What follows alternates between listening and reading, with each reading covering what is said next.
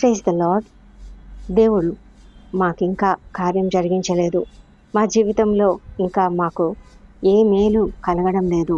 ఉద్యోగాలు రావడం లేదు, వివాహం కుదరడం లేదు, సంతానం కలగడం లేదు, ఇంట్లో సమస్యలు అలాగే ఉన్నాయి, కలతలు ఏమీ తరగలేదు, అనారోగ్యం అలాగే ఉంది, ఎన్నో సమస్యలు ఉన్నాయి. అయినా ఒక్కటి కూడా ఇంకా ఏమీ సాల్వ్ కాలేదు అని దిగులు పడుతున్నారా? ఏమీ దిగులు పడకండి. ఎందుకంటే దేవుడు వాగ్దానం ఇచ్చిన తర్వాత అది తప్పకుండా నెరవేరుతుంది. నీవు దేవుని నమ్మి ఉన్నావా? ప్రభువైన యేసుక్రీస్తునందు విశ్వాసం ఉంచావా? అయితే నీవు తప్పకుండా దేవుని యొక్క వాగ్దానమును పొందుకొని ఉంటావు.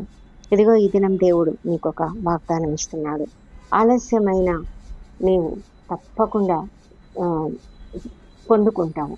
ఆలస్యంగా వచ్చినను దాని కొరకు కనిపెట్టు.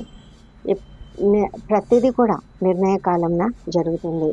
ఆ నిర్ణయకాలంన జరిగే ఆ విషయం కొరకు, నీకు రావాల్సిన దీవెన కొరకు నువ్వు తప్పకుండా ఎదురు చూడు, కనిపెట్టు. ఎందుకంటే అది తప్పకుండా నెరవేరుతుంది. జాగు చేయక వస్తుంది. ఎప్పుడు కూడా దిగులు పడద్దు, చింతించవద్దు. దేవుడు నీతో ఉన్నాడు. వాగ్దానం ఇచ్చిన దేవుడు నమ్మదగిన దేవుడు. ఆయన వాగ్దానం ఇచ్చిన తర్వాత దానిని నెరవేర్చుటకు సమర్థుడు. ఆ వాగ్దానమును నమ్మి అబ్రహాము ఒక వాగ్దాన పుత్రుని పొందుకున్నాడు.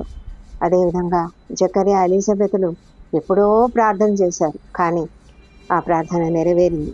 వారికి ఒక వాగ్దాన కుమారుడు లభించాడు.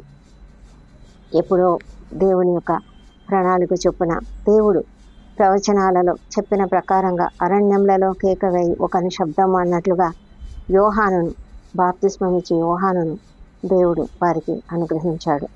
ఎప్పుడు దిగులు పడొద్దు. ప్రతిదీ కూడా నిర్ణయ కాలంన జరుగుతుంది. కాలములు, సమయములు అన్నీ కూడా ఆయన చేతిలో ఉన్నాయి. దేవుడు సమస్తమును మన కొరకు సిద్ధపరిచి ఉన్నాడు. తగిన కాలంలో దానిని త్వరపెడతాడు. కాబట్టి కనిపెట్టు, దిగులు చెందకు, ధైర్యంగా ఉండి నిరీక్షణ ఉంచు, ప్రార్థించు. దేవుడు నీకు తప్పకుండా జవాబిస్తాడు. దేవునికి మహిమ కలుగును గాక. ఆమేన్.